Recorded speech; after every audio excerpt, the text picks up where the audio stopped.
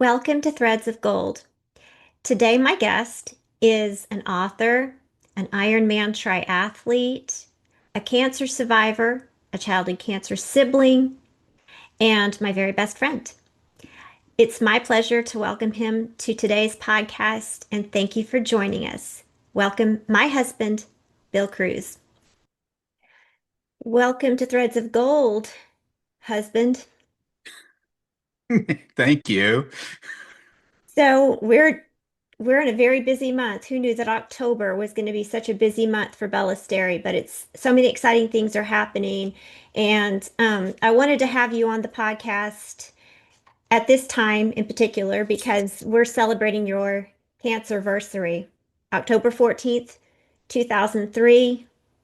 And I want to talk about that, of course, in just a few minutes and why that date is so significant at Casa Cruz.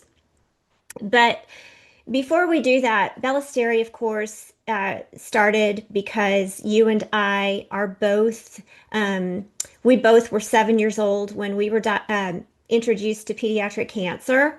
And I want to talk a little bit today about your sister, Michelle, to get things started. So, do you mind just sharing a little bit about your happy memories of childhood with Michelle and kind of the things that y'all did together? Sure, I can share that. We'll go back to when we were really young, prior to her being diagnosed with cancer. We would often go down to visit my grandparents that lived down in Killeen, Texas, and my dad's aunt and uncle. So my great aunt and my great uncle had a farm out in Salado, Texas. And what we would do is we'd go out to that farm and we would hang out, run around the farm, chase the chickens, just do country stuff out there. And we had a lot of fun always doing that. And we'd go fishing on the ponds that were out there and just hang out and do different things that were just fun things to do as a what I would say probably a 6 and 4 year old, 5 and 3 year old. And so it was just fun stuff like that that we would always go out and do. Right, right. I mean, when you're little, your siblings are kind of your best friends, right? Yeah, exactly. And besides the farm and things like that, we would play games together, shoots and ladders, things like that, that were just real fun things to do together, just as brother and sister. It was really fun. I have a lot of fond memories. Now, we did have fights because we were brother and sister, but that Mhm. is, I think, just normal Normal. sibling type stuff. But yeah, we did a lot of cool things like that. Yeah. And from just talking to you over the decades we've been married and talking to your family and people who knew her, Michelle was not a shy little girl, was she? No, she was not shy at all. From what I remember, she had a big personality and she just she had a strong will, and that's what I remember about her. Well, I'm sure that that strong will played a huge role in what would happen to her at the age of 5. So I remember when you and I met, this was, let's talk about a long time ago, early 1990s when we were youngsters. And when we first met, I think it was not the first night that we met. It was the second time we met. And I don't remember exactly how the topic of siblings came up, but that topic came up. And it was through that conversation that we would learn that we had something very interesting in common, that we were both 7 years old when we had a younger sibling going through cancer treatments. And so you talked a lot to me that day about Michelle and about finding out about her cancer. Do you mind sharing a little bit about that story? I know your family was super into going fishing together, and that's kind of how it all started. Yeah, one of my dad's cousins had another farm ranch right there in Salado as well that was very close to Stillhouse Hollow Lake, right there in Bell County. Uh, they had a pond on that property, and I remember one day, I don't know if it was a Saturday or Sunday, but we were down there and we went fishing down there. And to get to the pond, you had to go down a hill, and there was the pond down in the bottom of the little, I call it canyon, whatever you want to call it. Um, we were out there fishing, and for whatever reason, I know that my mom and my sister, I think my sister had to go to the restroom or something. So they started walking up the hill to go back to the restroom or go up to the house there. And all I remember is that my sister fell down, passed out, and the next thing I know, they're rushing her off to the hospital. Uh, when they left, it left me there with my grandparents, who took me back to their house where I often stayed. And I remember just thinking, I missed her already. I walked into the room that we would share when we were staying there at my grandparents' house, and there were two little twin beds in there. I remember just breaking down crying, knowing that something was wrong, something very bad. Yeah. And so, In fact, you told me that whether it was a premonition or just fear, I don't know, but you thought she was going to die in that moment. yeah, that's what I remember is that I thought that she was going to die. I didn't know if she was still alive or not because I was just there in that little, what we called the little red room because it had red carpet. I remember that very Gross. vividly. Exactly. Very gross, but it was the little red room. Can I just ask And you to never remodel our house and give me red carpet? I was thinking about that for our next home No, already. we're good. So We're good. we can paint the walls red then. Yeah, That'd be that's even okay. better. That's okay. Okay. All right. But Well, I just remember that just sitting there and just really as a 7-year-old just thinking that yeah, she was probably never going to come back. I missed her. I mean, we were that close that I just missed her and just started crying, and there was no one there really to comfort me at that point.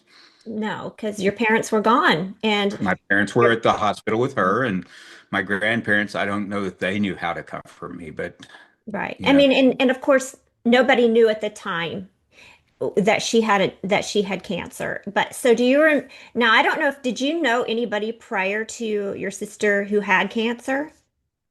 my grandfather on my mom's side had died of lung cancer, and so And I so you knew knew that.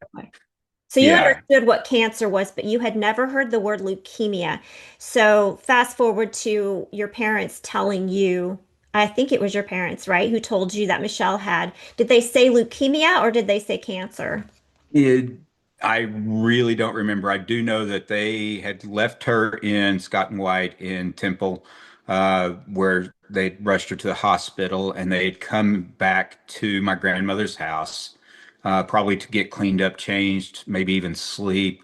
And I know within the first few days that they knew that it was cancer Mhm. and that she was going to have to be treated up near our home. We lived at that time in the Dallas-Fort Worth area, and so she went to Dallas Children's Hospital there for her treatments. And So, so for people who are listening in on this podcast, um, this was the mid 1970s. And in those days, I mean, it's today, it's still absolutely horrible to hear that your child has cancer of any kind. But we've seen a lot more success with leukemia than we were seeing in those days. In those days, almost every child who was diagnosed with leukemia died, and usually within 3 months. So, talk about a scary situation for your whole family. Your parents immediately thrust into this horrible nightmare come true of having a child, a little girl with cancer. So, interestingly, the treatments really have not changed much today. So she was doing treatments, kind of the same type of treatments that kids are doing today. It's just that we've added um, some other technologies and therapies that can prolong your life following therapies. But I know you were at the hospital a lot with her as she underwent chemotherapy and radiation therapy. So as a 7-year-old little boy, what was that like?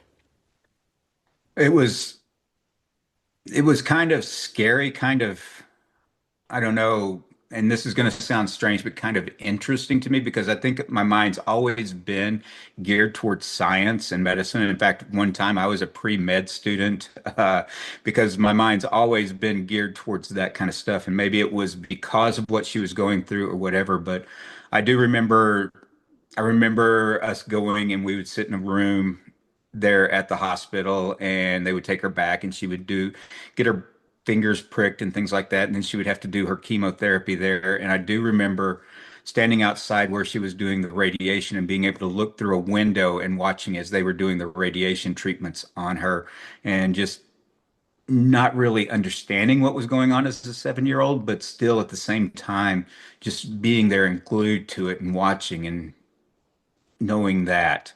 Other things that I remember, and these are very vivid things of us, we would go and there would always be the same kids there until one of them just wouldn't be there. And it was quite often that all of a sudden someone wouldn't be there and we would know, or someone would tell us, well, such and such died this past week. And, that was really, really difficult. I Mhm. mean, because all we knew was that kids were dying. I mean, our friends at 7 years old, they were our friends because you'd play with them in the waiting areas and things like that, and they would just, you know, but you didn't think it would happen to you or Mm. to your sister. Yeah, you hoped it wouldn't. You hoped it. Yeah. The thing is, Michelle was, at the time, she was, what a fighter. As I said, a majority of kids died within 3 months, but Michelle made it a whole year. That's a lot of fight. Yes. Yeah. Yeah. She fought and fought, and I know there were great days and then there were hard days. I mean, she even, she would go to the swimming pool with us and things like that. And I don't know that you'll bring up the story about whenever she got splashed and how Go angry I ahead. got. Go ahead. Yeah, she was wearing a wig and that wig couldn't get wet, and some kid splashed her, and I got so mad and wanted to fight, just being the protective brother. And Yep. but that's just the way it was, and just things like that. And I guess uh, that year she did start kindergarten, and I know she went to the same elementary school I went to, and I was in second grade when all this was going on. And it was interesting because everyone knew, all the teachers and everyone knew what was going on with her there, and so they would always ask me if she weren't there how she was doing and things like that. But it was, it was it was just difficult and weird, I guess is the way I'd put it. Yeah. And yeah, and I'm going to bring up this book, A Time to Fight. We're going to talk about this in a minute here, but there is a section in this book. You and I wrote this originally way back in 2007, and then we did a second edition and we weeded out a lot of stuff and made it super like an hour-long read little book. We took out a lot of things, but one thing we did not take out is the section where you talk about your sister and the very last day of second grade. And it's something that, you were 8 years old by now. Um, you, as you mentioned, gone through second grade with Michelle in and out of the hospital. But you were in a situation on that last day of second grade where you felt good. You felt positive that everything was going to be okay because they had thrown out the word remission, which a lot of people mistake for cure. Not the same thing at all. We'll talk a little bit more about that in a moment, too. Remission just means the cells are not being active for a little bit. Um, but it's leukemia. It's like a wildfire, a little tiny spark, and bam. But you want to describe the scene. You go in to return the textbooks or something to the secretary at your school, and what happens? Yeah, so it's the last day, last week of school, right? It's in May, 1975. And so what we're doing is the teacher had asked me, hey, here are all the textbooks. Can you go carry them down to the secretary because they lock all the textbooks up in a room or something like that, I guess. And they probably still do that. I don't know. It's been a long time. I don't Who know that they knows? use textbooks anymore. That's I'm not. exactly what I was thinking. But so the secretary, she actually lived really close to us, on our same street. And so while I was dropping him off, like you said, I'd heard that my sister was in remission. I knew that she had been in the hospital, but she was in remission, and I heard she was doing well. And so I said, the secretary asked me how she's doing. I said, well, she's in remission. And I was sort of happy about it. I mean, because that sounded great to me. Now, what I didn't know then, that as I went through my own cancer experience. Just because you're in remission, the treatments that you do decrease your immunity level so low that anything can trigger just a major infection or Yeah. something like that. Your body is just weakened from it. Doesn't mean that the cancer is weakened. It's the chemotherapy that just weakens it because the chemotherapy is put in your body to kill the cancer cells, but at the same time, your healthy cells, they're collateral damage and they get killed. And my sister got chicken pox. And that was actually, I believe, why she was in the hospital at the time because she'd gotten the chicken pox and they were there to try to, fight it off because back then we didn't have a chicken pox vaccine. That's something more recent than this time frame. And so, like I said, going back to the story, told the nurse, or not the nurse, the secretary, that everything was going well, that my sister would be able to come home soon. And then I walked home from school that day because the school was only a few blocks away from our house. And got home, and my grandmother greeted me at the door and told me that my sister had died.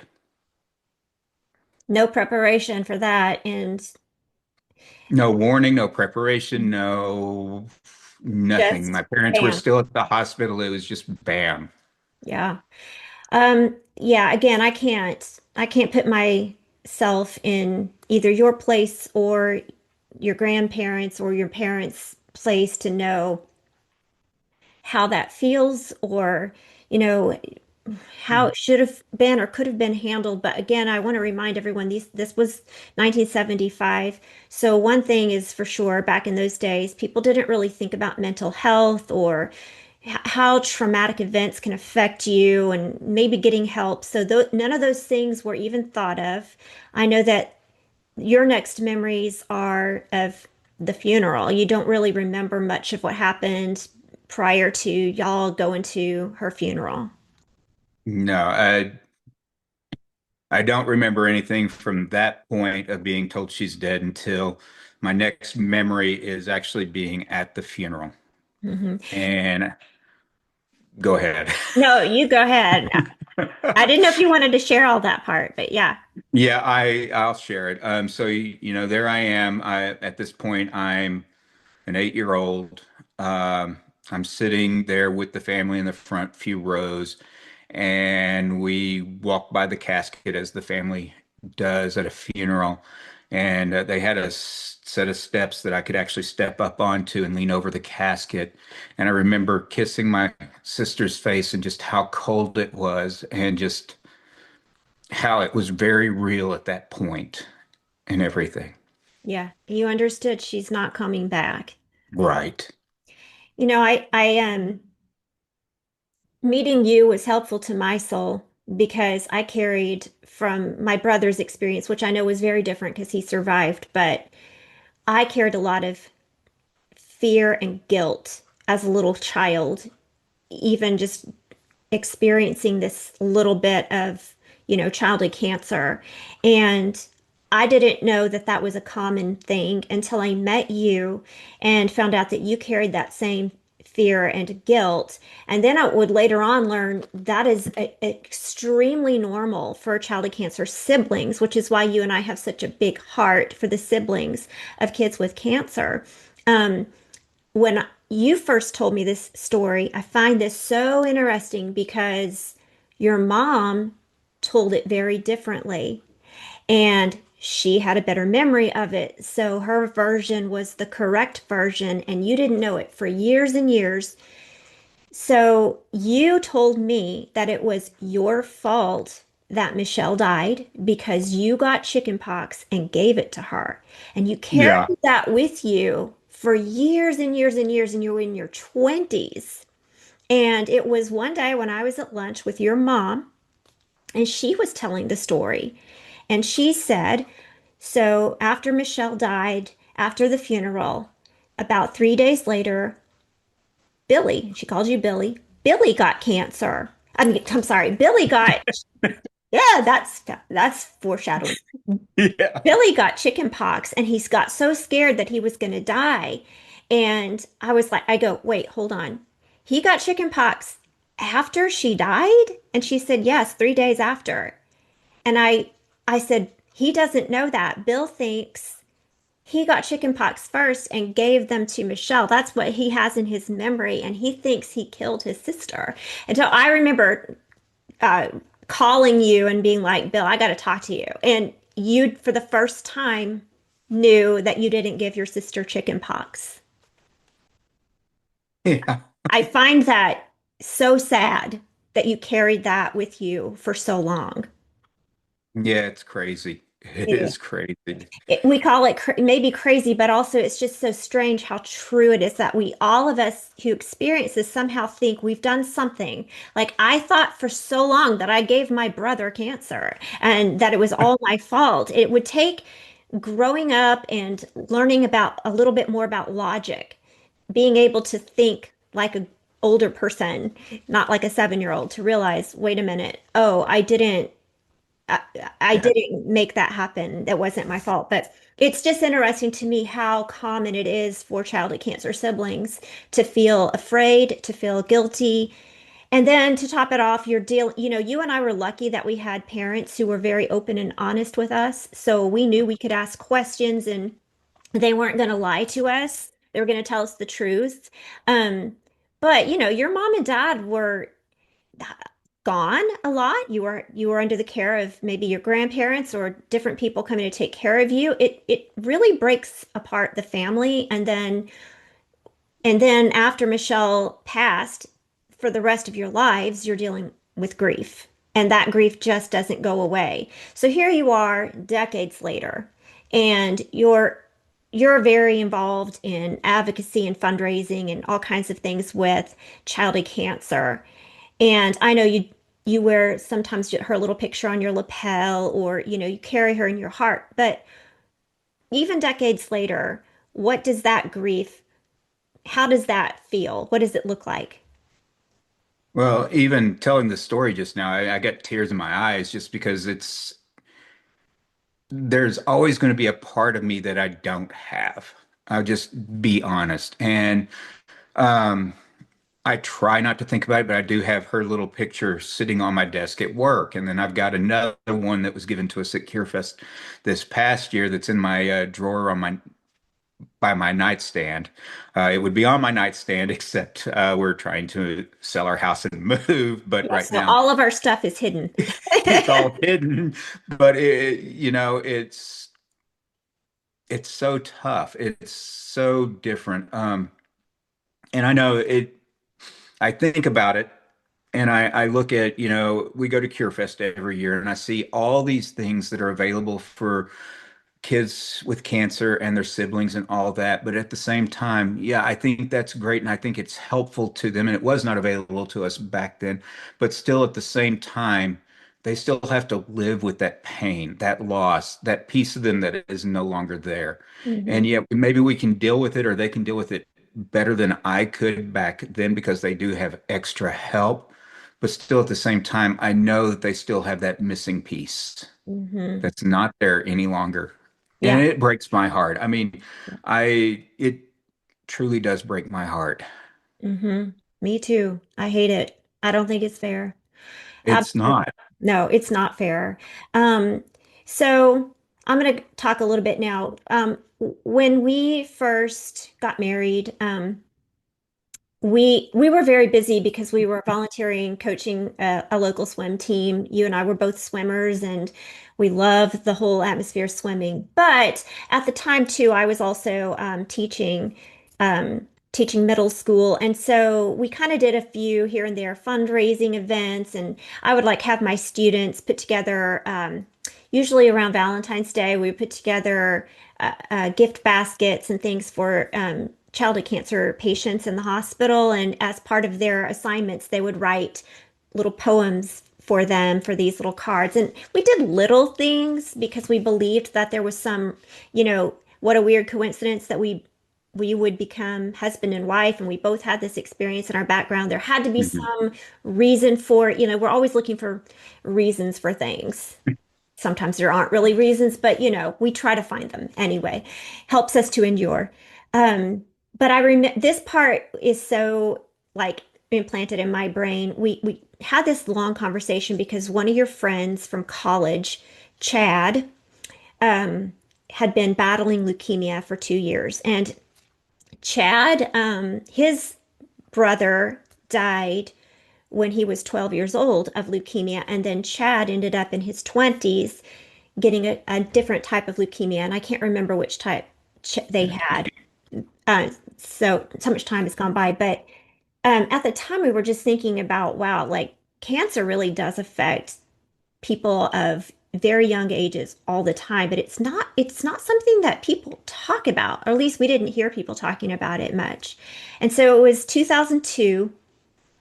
Um, I would have been 32, so you would have been what, 35, 36, somewhere around there.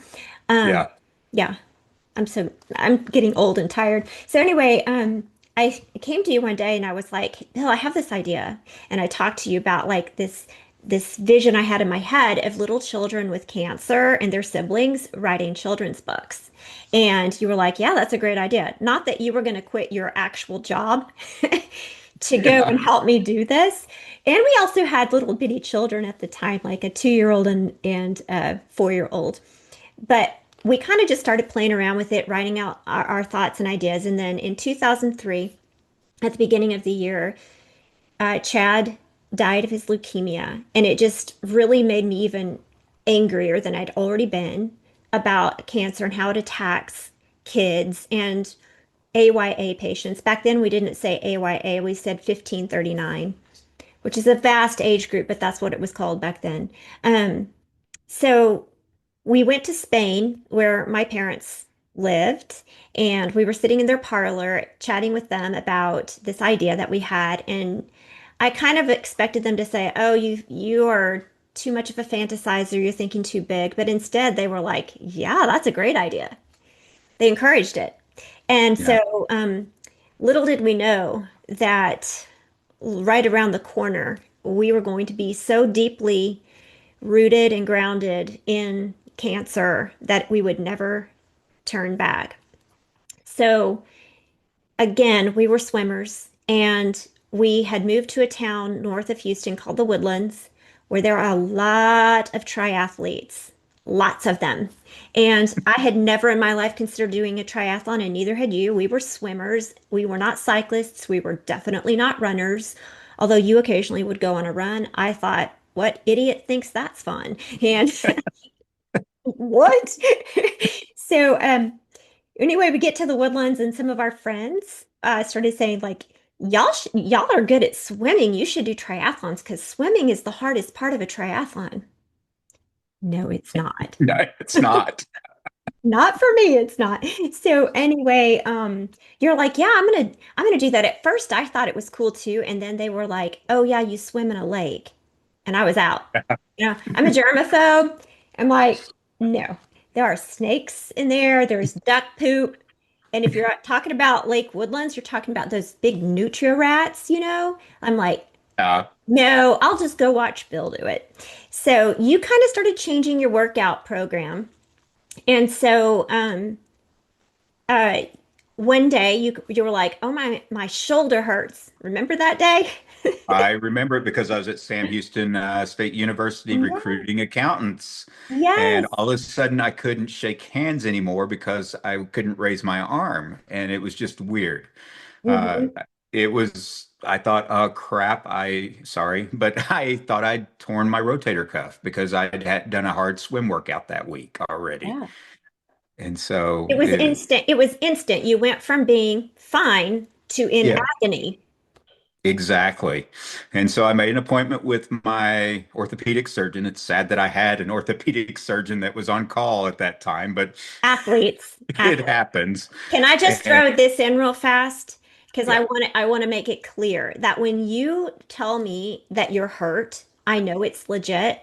Um, because, prior, in your former life, not only were you a swimmer, you were also a soccer player, um, and of all things, you were also a bull rider. Let's blame Chad for that. Okay. Yeah, Chad's It's, fault for, and it's Chad's kind fault. of your fault for choosing to go to a university where that's a thing. Yeah, exactly. Yeah, hello, Tarleton. But no, you were a bull rider, so you had gotten the reason you changed your major from pre-med was because in college you got kicked by a horse so bad that you landed in the ICU for over a month. And Yes. so when you say that something hurts, I know you're not making it up. You're not like one of these wimpy guys that's like, "Oh no, I have a cold. I'm going to bed for 5 days." It's like his when you say your shoulder hurts so bad you can't shake hands, I'm like, that's not okay. Yeah. So I went and saw my orthopedic surgeon. He did an exam. He put a cortisone shot in it because that's what he did. And he said, I think I need to send you for an MRI. Now, I'm just going to diverge off here just a little bit.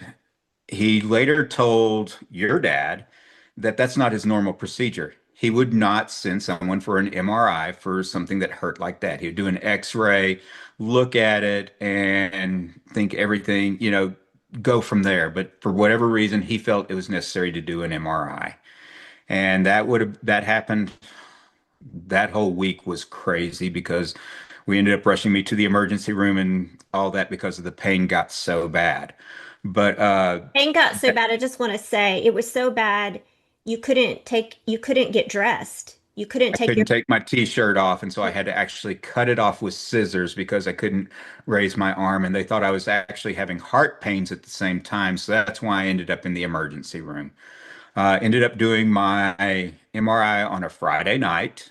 I remember driving over there because the cortisone shot had started working, and I was actually feeling a little bit better. Uh, and then got the weirdest call on that following Monday from the orthopedic surgeon saying, I need you to come in as soon as possible. And I thought, well, it's torn. He's trying to plan surgery. hmm And so and so we, you went alone without me. um, on a Tuesday, Tuesday, and October 14th, 2003. That's why exactly, we're doing this podcast today. exactly, October 14th. And I walked in and he took me back to an exam room, put up all the slides, and handed me a piece of paper that said likely causes of it were leukemia. And I'm going to tear up a little bit here again, too, because everyone I'd known who'd had leukemia or any kind of cancer had died.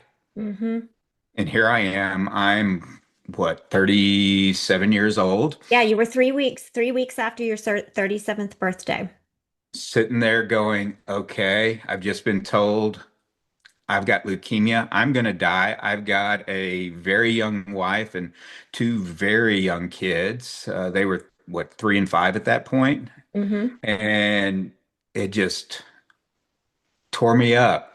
The next thing he said, my orthopedic surgeon told me, without just me being there, he said, I've already got you into MD Anderson. You have an appointment on Thursday, hmm which is really wild because it takes a little bit longer than that normally to get into MD Anderson. But he knew the head of Orthopedic. yeah, orthopedic surgery there, and so they got me in through the back door. Yeah, which was good because little did we know, and we won't share this whole long story because we want to make sure everyone understands why we're so passionate. But um, to say that you had a serious disease and needed immediate treatment is no joke. Stage 4, we would find out there it's not bone cancer, but it was blood cancer that had metastasized to your bones, which was causing all that pain. So stage 4, highly aggressive, completely incurable non-Hodgkin lymphoma. And at the time, 95% of your bone marrow had already been replaced by cancer cells. And the bones in your shoulders, ribs, and hips were all dead, and the rest of them were dying. So thank God you were assigned one of the greatest people we've ever known, Dr. Rick Hagemeister at MD Anderson Cancer Center, to be your physician. He walked in on that day. I'll never forget him walking in. He had the most beautiful tie. That was the first thing I noticed. The second thing that I noticed, and I think this is so amazing, is that he looked at me as much as he looked at you as he was talking and telling us the very grim news that you were knocking on death's door. But there was this boldness and this confidence behind his voice of we're gonna get this in remission. And Yes. he didn't say we're gonna cure this. That's an important distinction, but he Right. he was just like, we're gonna get this in remission. And wow, there was just something confident coming from him that left us feeling confident, even though we were also like, man, this is not good. Yeah, exactly. Yeah. So it was, So what were you, do you remember what you were thinking and feeling in that moment? I was scared. I was ready to get on with it. Once he said that he could get it in remission, I was ready to get on with let's do this. Let's Because go. I'm one of these, I'm one of these. If we're gonna do it, let's get it going now. Let's Yeah. start it and do it and get it over with. And so Well, and also, can I just say, tell the truth about what you said to me? Well, I have to do a triathlon. It was like over exactly. and over again, you were like, I can't die. I've got to do a try. Like, Well, really? and that That's the that was priority? well, and that was the big thing. Even talking to the doctor, I was like, okay, what can I do? No, that's What not can what I you do? said. I remember what you really said. Okay. He's Go telling ahead. you your bones are all dead and dying. Yes. Got stage four incurable cancer. It's spread like wildfire. You've got tumors, by the way, the size of large apples, many of them, in your Yeah. neck, chest, abdomen, pelvis. I mean, you are knocking on death's door. And your first question was, this was your first question. Am I still going to be able to run and swim and lift weights? Exactly. Well, And what was his answer? he was like, no.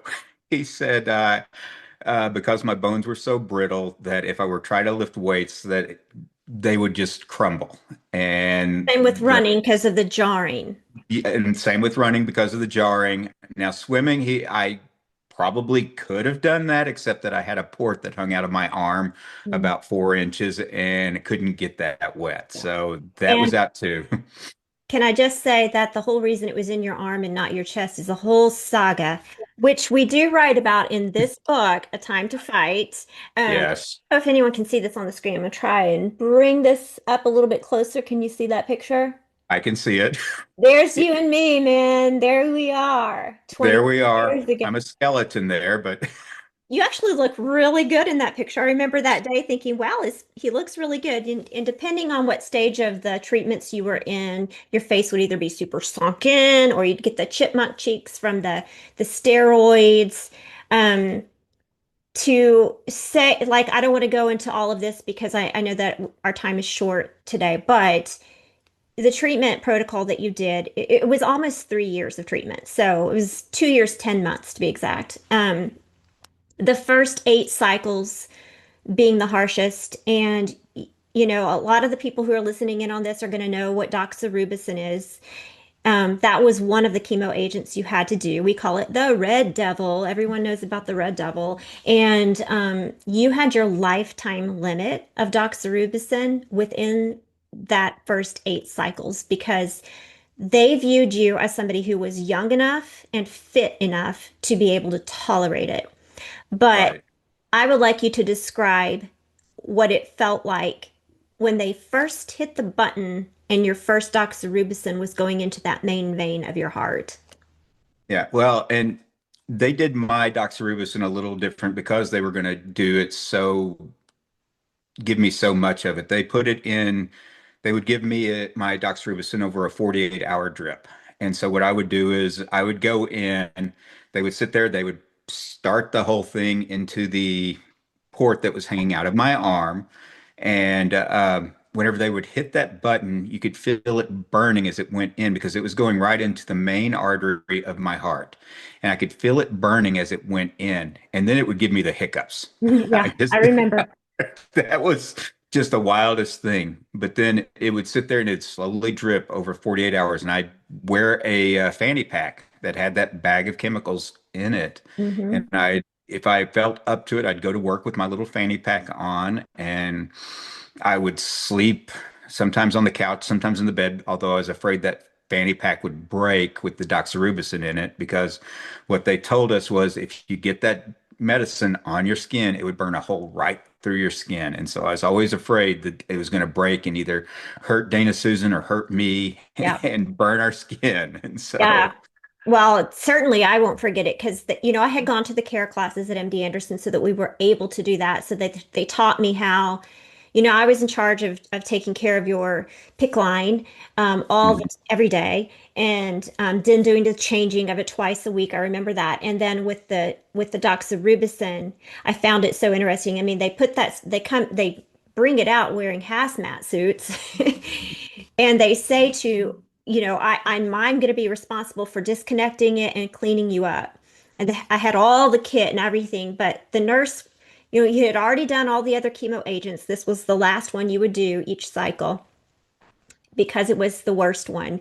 And the nurse was telling me, don't forget to, wear to double glove. We had the gloves that went up to here. So like I'm totally protected. Double up your gloves. Remember to do everything over the disposable towel and keep this in mind. If even a tiny drop of this gets on your skin, it will burn a hole through your flesh. And then she turns around and hits the start button. And so in my mind, I'm like, so a chemical that's strong enough for even a tiny drop on my skin will burn a hole in my flesh is now going into his heart for 48 hours? Like it's hard to imagine. And I want to say this because there are how many little children, little babies and little children undergoing doxorubicin as we speak. It's and it's crazy. It's the standard of care for them, and it's been the standard of care for so long, but yet it's such a toxic drug. And Hmm. why can't we come up with something more? I mean, that's part of our fight on Capitol Hill. Hmm. Get us more funding to come up with a better treatment than giving them this toxic drug. Exactly. And I want to circle back to doxorubicin. It's a part of this story that we would once again be dealing with this year. But but after your first 8 cycles, which that put us through many different roller coasters, ups and downs. You almost died more than once. You landed in the hospital. Um, you had pneumonia. You had an infection in your PICC line. There were all kind of things that would happen, and it would be. It's a battle. It's a battle. And through all of this, too, I want to touch on our children, Morgan and Dylan, because although they're all grown up now, they were introduced to cancer as a 5-year-old and a 3-year-old. And until then, I had known what it was like for little children who have a sibling with cancer, but I had never stopped to consider what it's like for little children who have a parent with cancer. And I discovered that it's just as difficult, it's just as traumatic, but Mhm. they don't get noticed as often. We don't really have very much for those kids. There aren't camps to go to, there aren't like, wish organizations that are whisking the family off to Disney. Those things don't exist for little children who have a parent with cancer, yet it's just as scary. They were thrust into this world where mom and dad are gone all the time at MD Anderson. Thankfully, my mom got to take care of them most of the time. She came from her home in Spain and she took care of our kids. I had a group of ladies I worked with at as a part-time teacher who went above and beyond to care for our family. I will always cherish them for that. And they did great things for my kids, took them on play dates and hosted birthday parties for them and stuff that we couldn't do. And but I have a special place in my heart for the children of the cancer community. That's what I say at Bellasteri. We're improving the lives of the children of the cancer community, and that does include little kids who may have a parent who is an AYA patient. It is scary for them. And I won't tell that whole story, but they also wrote a book and published a book about their experience. And I think it toughened them up for some of the things that they would later on have to endure in life. Life is hard, and our kids turned out to be really tough people. And um, in the end, they got to see the best of both worlds, I call it. And I often say to people, I made a vow to love you in sickness and in health. And thanks to you being you, I've had the extremes of both sickness and in health, right? Yes. Extreme sickness and extreme health, because you are laying in the hospital bed at MD Anderson Cancer Center, maybe dying, maybe about to take your last breath. I crawled into the bed next to you, and you're barely breathing. Your face is gray, and you say to me, I'm gonna do a triathlon. I'm like, God help me. Well, yeah. So, good news.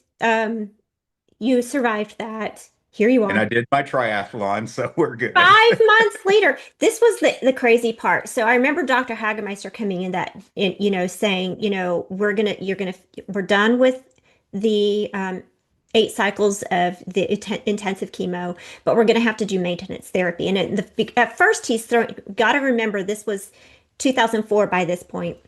Yeah. And so therapies have changed since then and have improved greatly. But at the time, he was talking about all this other chemo that you're going to have to do for the next 2 years or longer as your maintenance. And you were like, hell no, right? Right. And you go, and you keep in mind, Dr.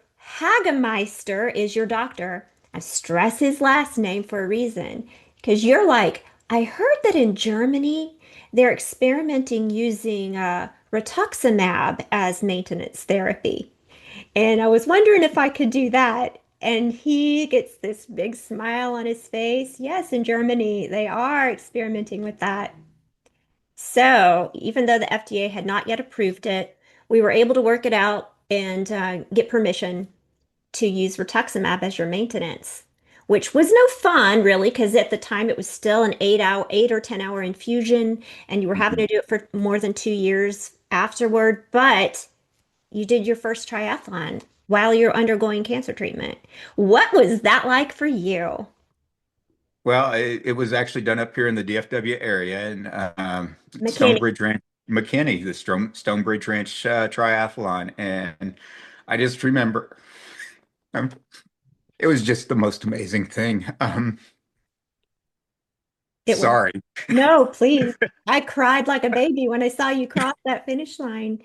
And our kids were standing there, and our friend Travis, and you Yeah, know, it was. the smile It on your face. was my favorite triathlon of all that I ever did. Wasn't fast. It was on a borrowed bike. It was that had half flat tires and didn't have a clue what I was doing. But And you were on chemotherapy. yeah, so, but that was my favorite. I've got just one or two that are favorite triathlons. That's got to be my all-time favorite, just my first. Yeah. Yeah, it was So, amazing to see you um and to see my children's faces. To yeah. see them, Daddy, go, Daddy. Like they had seen you almost die and then they saw you Yeah. do a try. Yeah. And it was a sprint distance triathlon. And before I was like, I'll never do that. I'm never getting in a lake. But when I saw you do that, I was like, I'm doing one. I'm doing that too. Uh-uh. And it became kind of a family thing because our kids were also joined a swim team, go Hurricanes, always be in our heart. But they started doing those little youth triathlons, and you and I got super involved with team and training Yes. at the Leukemia and Lymphoma Society, which is now called Blood Cancer United. I always want to try to make sure I say that correctly. We met Bill Dwyer, who changed our lives. Yes. That Oh. crazy man in the woodlands who told you, go ahead and do that tryout. At first, he was scared, though. Tell the story about how you met Bill Dwyer. So I went to one of their team and trainings information meetings and just it was interesting. And then after Bill Dwyer was up there at the front, he was talking about how he coaches these people and how anyone can do a marathon. And so after the meeting had ended, I walked up and I truly did. It was one of those times when I was sunken in, my face was sunken in, I was gray. My dad always says you looked like Casper the Friendly Ghost. Exactly. I walked up to him and I said, "Hey, can I join your group? Can I do a marathon?" And he looked at me and I really did look like I was going to die the next week. And he said, if you get a note from your doctor, Yeah, I'll let you he's do like, it. he just made this announcement. Anybody can do a marathon. And then somebody who looks like he's dying walks up and he's like, maybe I shouldn't have said that. Exactly. Well, it's funny because Dr. Hagemeister, he was a gym rat and really into fitness, and he immediately said, "Oh yeah, you can do that." Yeah, he was like, go for it, man, because you got that pick line out of your arm, so you were allowed to swim. Your Yeah, The cool thing about our bones is that if the therapy works, they can regenerate, which yours did. right. Um, so yeah, so he was like, let's go. And then through that, we just realized this was our way. This extreme world of health and fitness became our family's way of saying, in your face, cancer, you did not win. And every Exactly. finish line we crossed was like a victory over lymphoma. Yes. Yeah. So finally, um, you kept on saying, now we were doing at the time, we did run marathons. We did several different triathlons, including the half Ironman distance, which is now called a 70.3. But you kept on saying that you wanted to do the Ironman. And the Ironman consists of a 2.4 mile swim, a 112-mile bike, and a 26.2 mile run. So it is a big deal.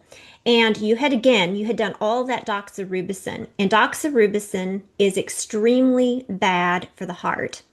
It can cause heart failure during your treatments, or it can take years or even decades to completely damage your heart. And we know that going into it.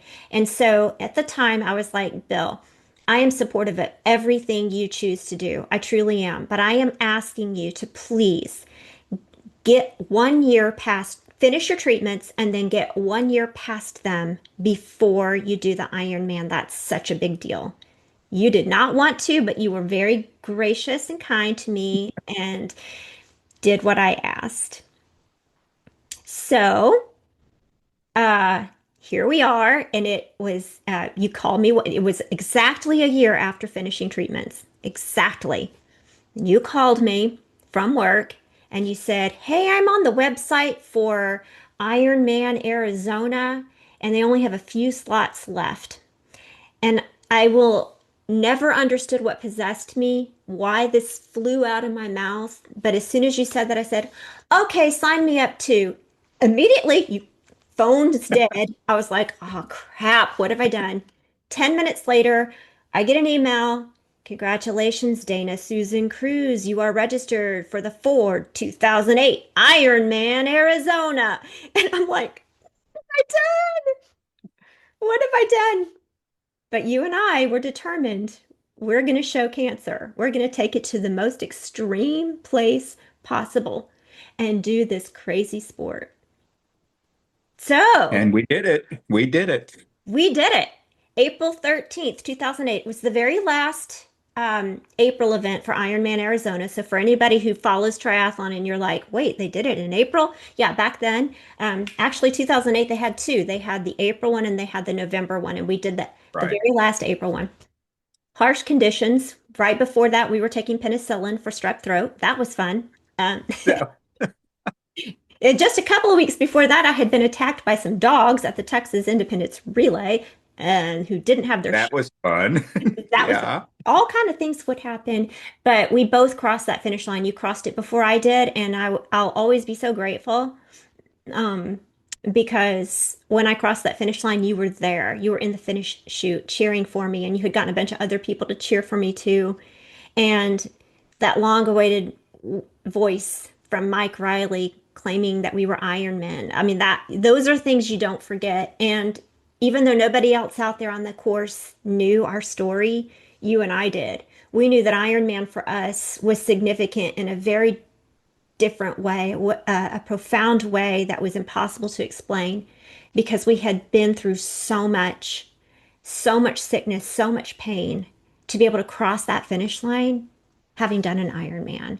So I know I just hogged that whole story. Shame on me. But Yes, you go. tell what it was like to become an Ironman. Well, that whole day was just strange anyway, because the Ironman, not strange, it was exciting. Um, the Ironman course, for anyone that knows the Ironman course in Arizona, it's multiple loops for the bicycle and for the run. And like you said, we had just been through the penicillin for the strep throat and all that, and we were both concerned for each other on Yeah. this, but it was every time we would pass each other on one of those loops, because we did pass each other several times, it always made us both know, okay, you're still in it. I'm still in it. It was really exciting. And even at times on the run course, because I think it's a 3 loop run course, we would see each other on those loops. And I would always try to slow down so that you would catch up to me. And we never it got caught up to each other, but just going through it, and I know it took me 15 and a half hours to finish the race, but going through it all and crossing that finish line, it was like, man, I've put the nail in cancer's coffin one final time. It is done. It is finished. So, Well, so we thought. So okay, so we So thought. I do want to say, we're not gonna go through all of the detail, but I do want to remind everybody that when you go through harsh chemotherapy treatments, whatever your age, and Bill was in the 30s, and so they treated him like he was, a youth. Also, he was super fit, so he had a lot of chemotherapy and back to the Red Devil, and just really chemotherapy in general, any vincristine, cytoxin, all of them, they all are highly toxic. Um, and they can cause second cancers. They can cause other issues with organ failure. And I don't want to go into this whole long story. I know you don't either, but in 2014, we would have a second cancer scare. And it wasn't until 2019 that you would finally get the good news that all of your cancer markers were in the normal range. Mhm. And I remember you telling me that, and I was like, thank God, finally. Yeah. And so you get to a place, I think, when years have gone by, decades have gone by, and where you kind of start to feel safe. And I wish that I could say to everybody, good news, you can feel safe, but it's cancer and the treatments are so bad. So, and you still were dealing with an incurable disease. You're in long-term remission, but it's still not considered curable. And so we know that in the back of our minds, but you kind of get to a place where you don't think about it as often. And so this year, 2025, has been a very interesting year where we were freshly reminded that those therapies can cause damage decades later, and we call those late effects. So when you're going through chemotherapy, you have side effects, and sometimes you have long-term effects that just damage damage your body. And so you're dealing with those for a long, long time. But then you have what are called late effects. And these are things later, that happen later in life. And we would discover that 21, 22 years can go by. And so I guess part of this story needs to be shared by me since you don't remember. Um, Yeah. we were in February of this year, we were in Washington, D.C., lobbying for childhood cancer. We were there with the Alliance, the action days with the Alliance for Childhood Cancer. And we, even though you don't remember this, we had a fabulous time. We were hanging out with all of our friends from Gold Together for Childhood Cancer. We were hanging that. Then we were going on to Capitol Hill with fellow Texans to the offices of Ted Cruz and John Cornyn, and then we kind of broke up into smaller groups to go visit different representatives. Um, you were excited at the time because even though we had talked multiple times to Congressman Michael McCall, you had never before sat in his office and sat in this very special chair of his where he does all his research according to his staffer. And, we were having a great time meeting some really important people, and you were doing really, really well. Um, uh, and when we got home, that next day, you had planned to go running with our daughter Morgan, a 6 mile run, just an easy 6 miler, not a big deal. 6 miles for y'all is nothing. The week prior, you had run the Cowtown Half Marathon, and you'd really done it in a great time, like an hour and 50 minutes. Um, Normally, you're faster than that, but that's still really fast to break 2 hours is pretty fast. And so you think everything is fine, and then suddenly, a mile and a half into your run with our daughter, you fell down and died in the street. Literally died in the street. Um, Massive heart attack with cardiac arrest, or what they call sudden cardiac death. And sadly, it all happened in front of Morgan. Like I said, our kids have had to be very tough and see a lot of scary things with you. I got a nurse that this is talk about lucky. Two of our neighbors just happened to drive by at this moment, and they both happen to be registered nurses. One of them who works in a trauma center, and they took turns doing CPR, which is the only reason you're alive right now because you were dead at approximately 12 minutes. But their high quality CPR restored oxygen to your brain within, we think, 5 minutes. And the paramedics got there and they shocked you 3 times. I arrived. This nurse that I didn't know is banging on our front door saying, your husband's had a heart attack. And we tried calling you. I didn't answer my phone, by the way, because we had just flown in from DC and I had it silenced. So I didn't even know it was ringing.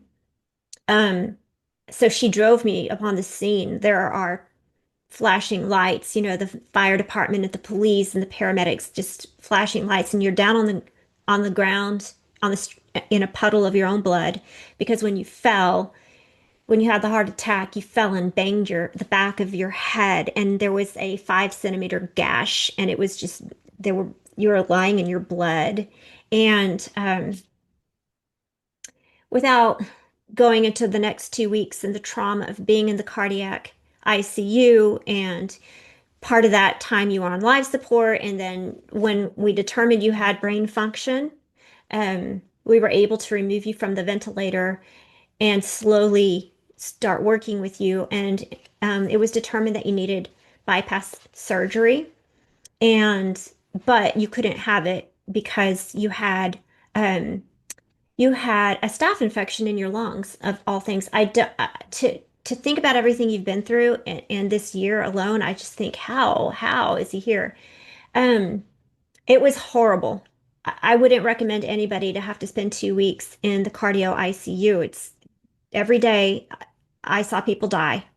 Nights were the worst. The first night there, the guy next to you crashed, and just they would rush and they would try to save people, and people would just be dying everywhere. It was just horrible, horrible.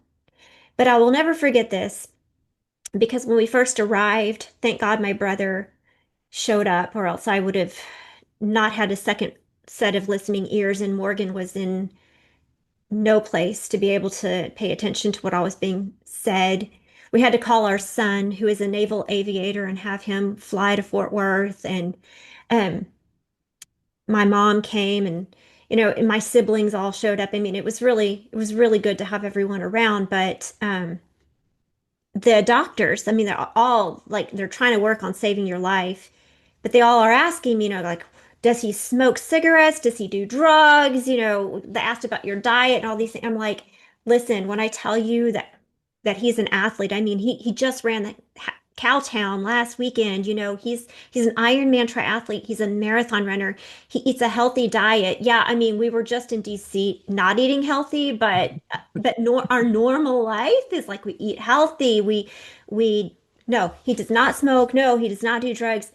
But 22 years ago, he was on chemotherapy. Included in that was doxorubicin. And it was like ding, ding, ding. Talk about a late effect. So I know your next memory it was waking up in the ICU, not having a clue. And it's so weird to me that you don't remember the days prior to that. You lost maybe about 11 days total. But when you first woke up and I told you what was happening, do you remember that at all? I vaguely remember it because I was still heavily drugged, Yeah, yeah. heavily drugged. You had But a very I short memory too. exactly. I remember not believing it and Mm-mm. thinking because No, you didn't believe I it. couldn't believe it. It was just no, this can't be true. You thought we were lying to you. And in Yeah. fact, you kept telling the doctors, I want a second opinion. Uh, I want a second opinion, like, and we would all just smile at you. And yeah, some of my fun memories, they're not fun, but I try to laugh at some of the stuff. Like, they were like, Mr. Cruz, who's the president? And the first answer you gave was Clinton. And I was like, oh my gosh, does he think we're like in our 20s? Does he think we're 22 and like Bill Clinton is the president? And you progressively got better. You skipped over Bush and got to Obama. And then I wasn't sure if you were skipping this one. You never said Biden, but you did finally get to Trump. And I was like, oh, okay, so he knows. And then I was like, oh, wait a minute, that's a trick question. Do you know how many terms we've had? Like just little things where it was funny. But we would tell you, Bill, you're here because you've had a heart attack and you have to have bypass surgery. And you would say, what? I had a heart attack? And then literally 60 seconds would pass and you'd say, where am I? And I would say, you're in the hospital, you've had a heart attack. What? Like, I call it like the 51st Dates movie. For anyone who saw that movie, you were Drew Barrymore. You just like couldn't remember anything. And so eventually, our son Dylan wrote everything down on a really cool timeline so that we could show it to you so we wouldn't have to keep telling you over and over. Turns out you needed quadruple bypass surgery. You had an incredible team, a surgeon who, wow, did an amazing job. And Right. yes, and you have a big old scar, but it's not as big as some people's I've seen. I mean, it's really pretty when you think about like how it could have been. But this all happened March the 2nd. And it's a fresh reminder that when you have undergone treatments for cancer, you're always at risk. And that's why you and I, instead of going, hey, we're done with Ballisteri, we're tired, we're going to let go of all the stuff we're doing, all it did was fuel our fire. We're going to keep on doing this because little kids have to do the Red Devil. So here we are. Months have gone by. We've been back to DC, returned to the scene of the craziness. Well, kind of, but there we were again.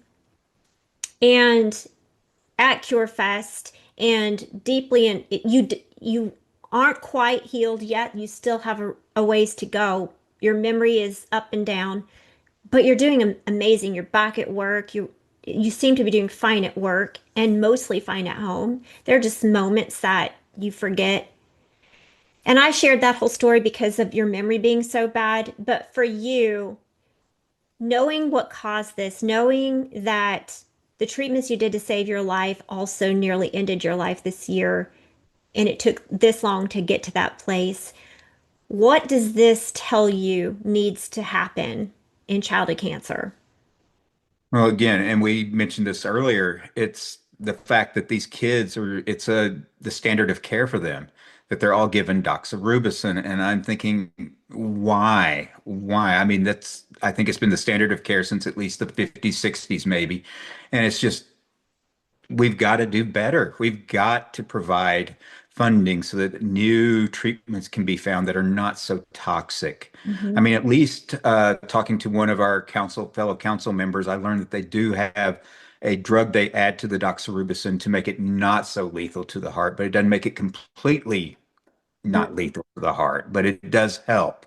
It does protect the heart somewhat. And I'm glad to hear that, but still, they shouldn't be giving doxorubicin to kids. Uh, they should have new innovative therapies. And I mean, I'm proud of the administration, the Trump administration in office, that they're throwing more money at cancer research right now and trying to get AI involved in finding the cure and things like that. But I still think there's so much more we can do. Yeah.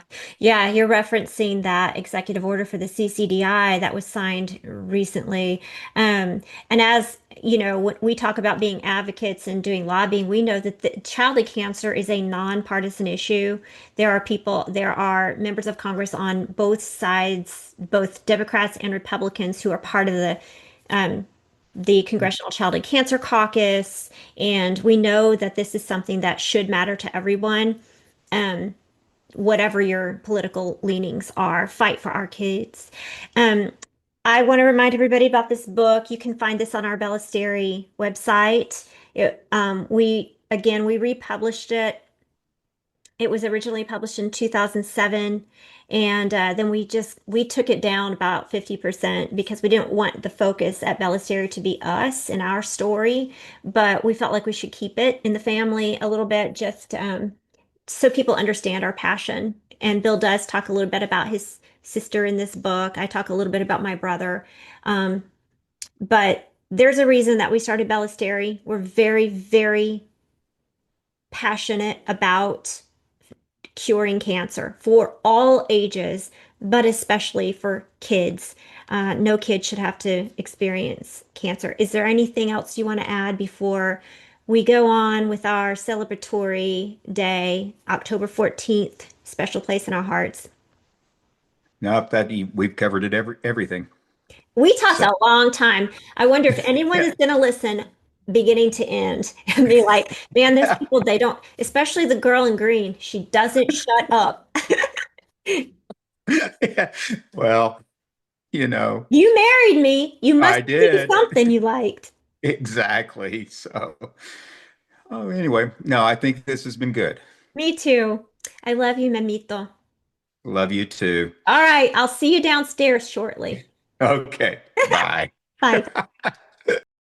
Thank you again to my husband, Bill, for being a guest today. I know he doesn't love being on podcasts, but I so appreciate him for doing it anyway. Thank you for tuning in to this very long podcast and for letting us talk blah, blah, blah so long, but share a little bit about our story, our background, and why Ballasteri Publishing means so very much to us and why we're so passionate about advocating for childhood cancer, because no child should have to undergo doxorubicin. No child should have to get cancer at all, let alone have to do treatments that harsh. Someday we're going to cure these diseases. I'm just sure of it. Thank you for all of your support and have a great day.